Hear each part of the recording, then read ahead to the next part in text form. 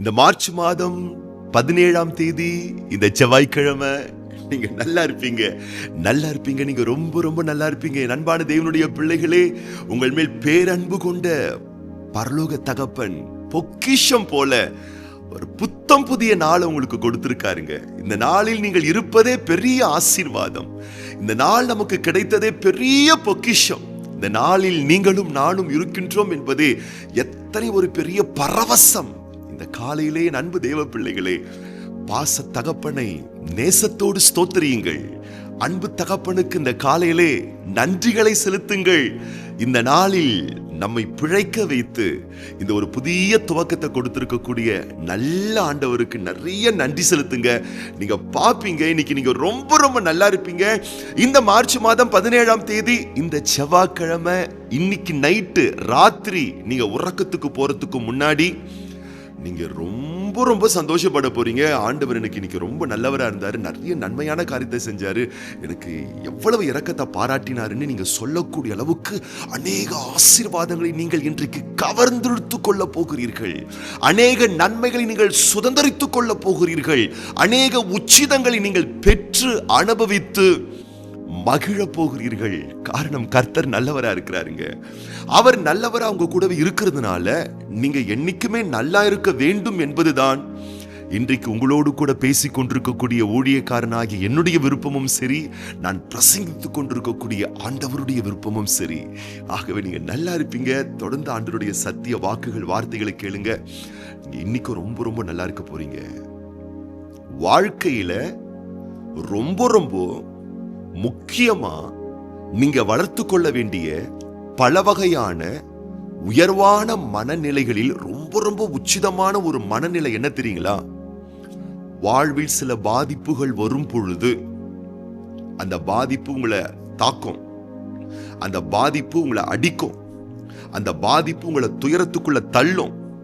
அப்படிப்பட்ட சூழ்நிலையில நீங்க எவ்வளவு சகிச்சுக்கிறீங்கன்றதை விட, நீங்க எந்த அளவுக்கு பொறுத்துக்கிறீங்க என்றதை விட, எந்த அளவுக்கு அதன் மத்தியில நீங்க வேதனைப்படுறீங்கன்றதை விட, எவ்வளவு சீக்கிரம் அதுல இருந்து நீங்க மூவ் ஆன் பண்றீங்கன்றது தான் ரொம்ப ரொம்ப உயர்ந்த அற்புதமான ஒரு மனநிலை.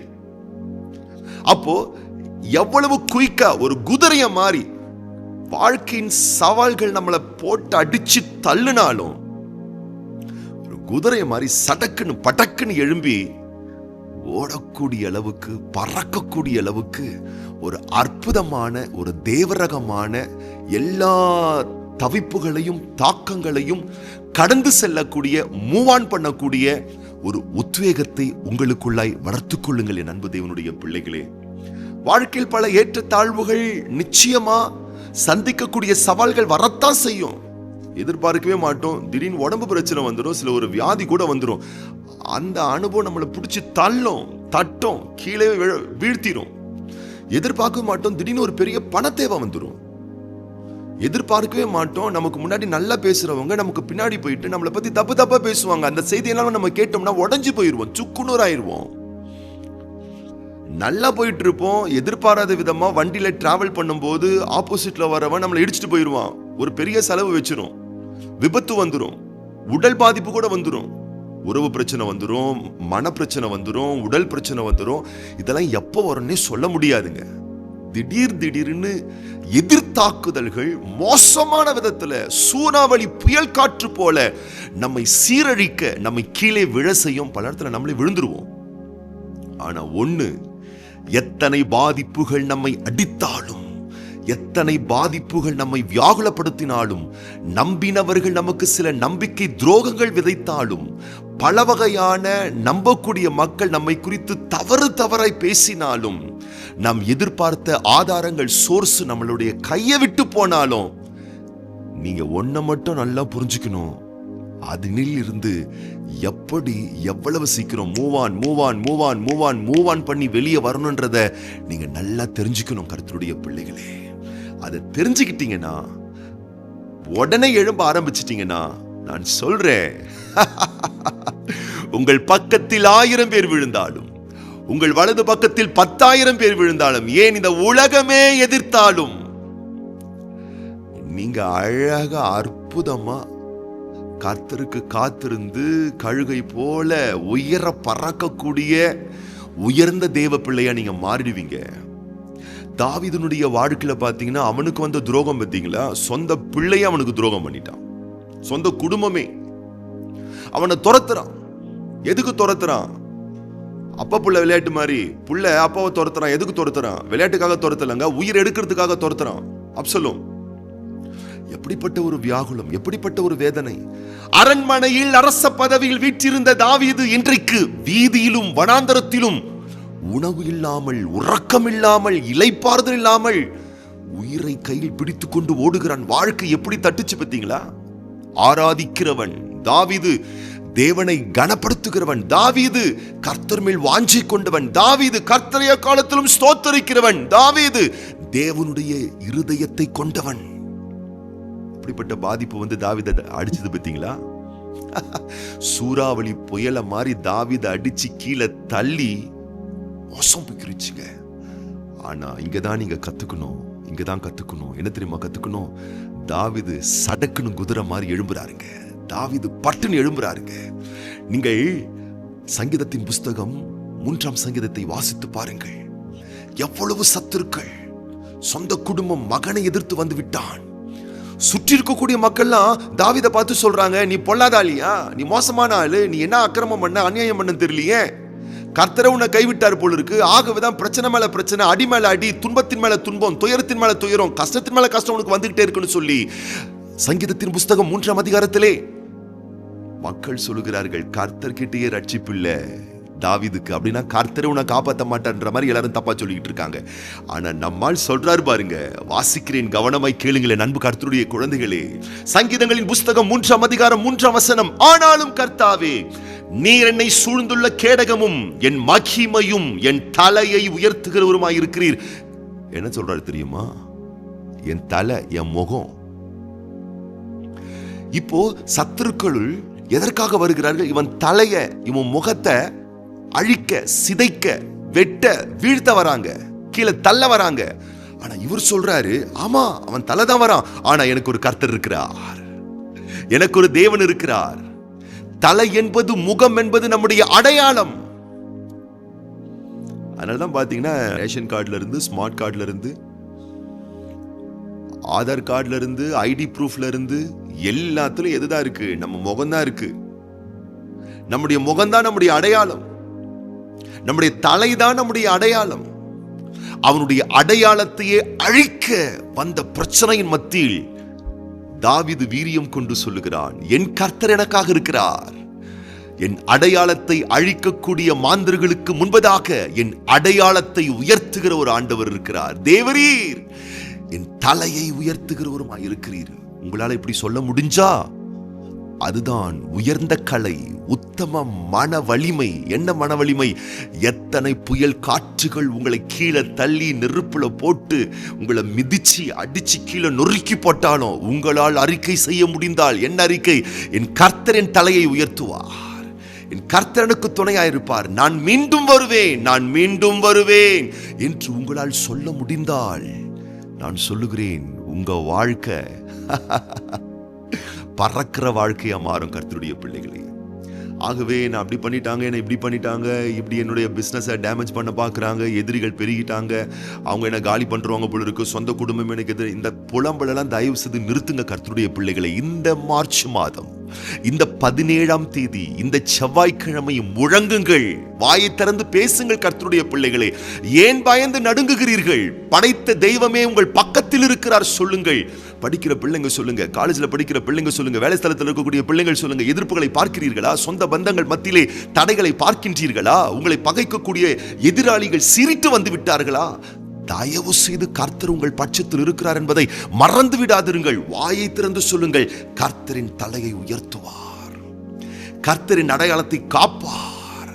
என் அடையாளத்தை சிதைக்கக்கூடிய நபர்களுக்கு முன்பதாக என் அடையாளத்தை தேவன் காப்பாற்றுவார் என்று சங்கீதக்காரன் தாவீதை போல உங்களால் முழங்க முடிந்தால் நான் சொல்லுகிறேன், சத்துருக்களுக்கு முன்பதாக உங்களுக்கு ஒரு பந்தி ஆயத்தப்படுத்தி உங்கள் தலையை, உங்கள் அடையாளத்தை அபிஷேகம் பண்ணி உங்கள் பாத்திரம் நிரம்பி வழிய செய்து ஜீவனுள்ள நாளெல்லாம் நன்மையும் கிருபையும் அளவில்லாமல் ஆண்டவர் உங்களுக்கு தந்து அல்ல அல்ல குறையாத ஆசீர்வாத ஐஸ்வர்யங்களை தந்து உங்களை கனப்படுத்தி உயர்த்த போகிறார்.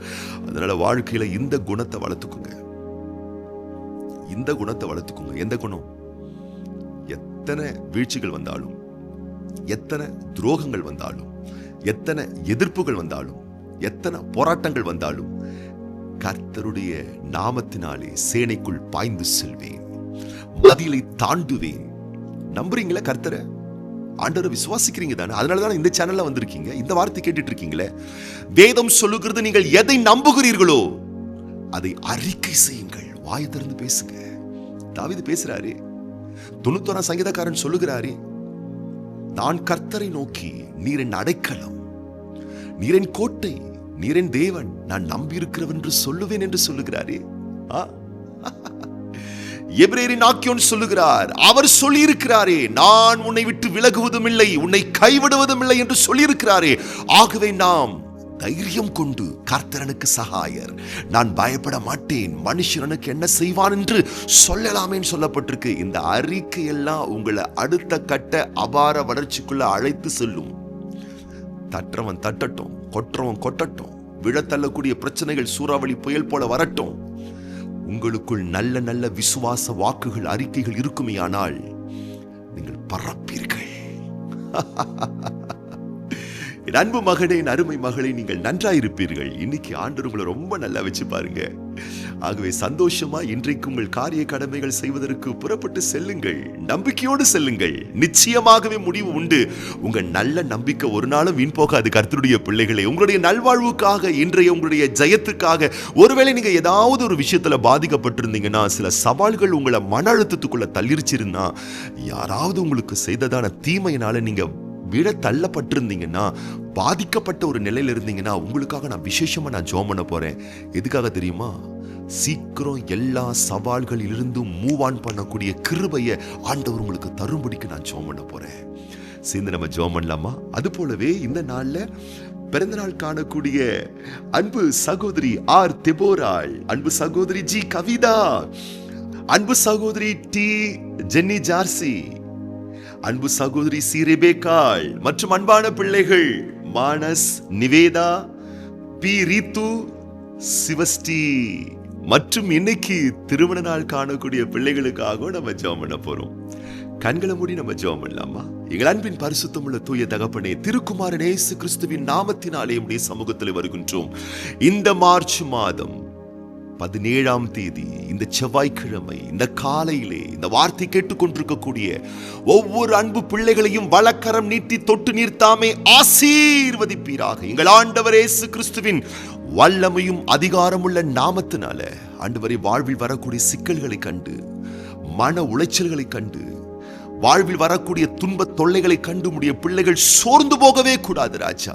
எத்தனை வகையான புயல் காற்று வீசி தள்ள பார்த்தாலும், தாவீதை தள்ள பார்த்ததே, தாவீது சொல்லுகிறாரே, கர்த்தர் என் தலையை உயர்த்துகிறவர், தள்ளுவதற்கு 1000 கைகள் இருந்தாலும் என்னை தாங்குவதற்கு, என்னை தூக்குவதற்கு, என்னை உயர்த்துவதற்கு கர்த்தருடைய கரங்கள் இருக்கிறது என்று சொல்லி அவர் அறிக்கை செய்தாரே. அதன்படி அவருடைய வாழ்க்கை உயர்த்தப்பட்டதே. இன்றைக்கு உடைய பிள்ளைகள் அந்நியர்களுடைய சொற்களாலும், அந்நிய மாந்தர்களுடைய செயல்களாலும், இயற்கையால் செயற்கையால் வரக்கூடிய பாதிப்புகளால் உடைய பிள்ளைகள் பல வகையான சங்கடங்களை அடைந்திருந்தாலும் இன்றைக்கு மீண்டும் எழும்புவார்களாக, மீண்டும் வருவார்களாக. கர்த்தருக்கு காத்திருக்கக்கூடிய உடைய பிள்ளைகள் கழுகுகளைப் போல சட்டைகளை எடுத்து எழும்புவார்களாக. எல்லா சவால்களிலிருந்து சீக்கிரம் மூவ் ஆன் பண்ணக்கூடிய ஒரு தேவரகமான ஆவிக்குரிய ஒரு வல்லமையும் எனர்ஜியும் ஆற்றலும் உடைய பிள்ளைகளுக்கு உண்டாயிருக்கும்படிக்கு கர்த்தருடைய நாமத்தினாலே இந்த நாளிலே உடைய பிள்ளைகள் சுகவாழ்வு பெற்று வாழ்ந்திருக்க நாங்கள் வாழ்த்துகிறோம், ஆசீர்வதிக்கின்றோம். தேவனே, விசேஷமாக இன்றைய நாளிலே பிறந்த நாட்கள் காண்கின்ற, திருமண ஆண்டுகள் காண்கின்ற ஒவ்வொரு பிள்ளைகளுக்காக நாங்கள் ஜெபிக்கின்றோம். தேவரீர் வலக்கரம் நீட்டி அன்பான பிள்ளைகளை தொட்டு நீர்த்தாமே ஆசீர்வதிப்பீராக ராஜா. உடைய கரம், காருண்யம், உடைய சுகம், உடைய பலன், உடைய வல்லமை ஒவ்வொரு பிள்ளைகளை நிரப்பட்டும். உடைய வருகை வரும் மட்டும் இதுபோல் இன்னும் அநேக சந்தோஷமான, மகிழ்ச்சியான, ஆனந்தமான, மங்களகரமான, மகா மேன்மையான, சந்தோஷமான பிறந்த நாட்களையும் திருமண ஆண்டுகளையும் உடைய பிள்ளைகள் காண வேண்டும் என நாங்கள் வாழ்த்துகிறோம். நன்மைகளால் முடிசூட்டி கனப்படுத்த வேண்டும் என ஒப்புக் கொடுக்கிறோம். ஆண்டவரே இயேசு கிறிஸ்துவின் ஆசீர்வதிக்கப்பட்ட நாமத்தினாலே ஒவ்வொரு பிள்ளைகளையும் மனதார வாழ்த்தி ஆசீர்வதித்து ஜெபிக்கிறோம் எங்கள் நல்ல பிதாவே. ஆமீன், ஆமீன், ஆமீன், ஆமீன். நீங்க இன்னைக்கு ரொம்ப ரொம்ப நல்லா இருப்பீங்க.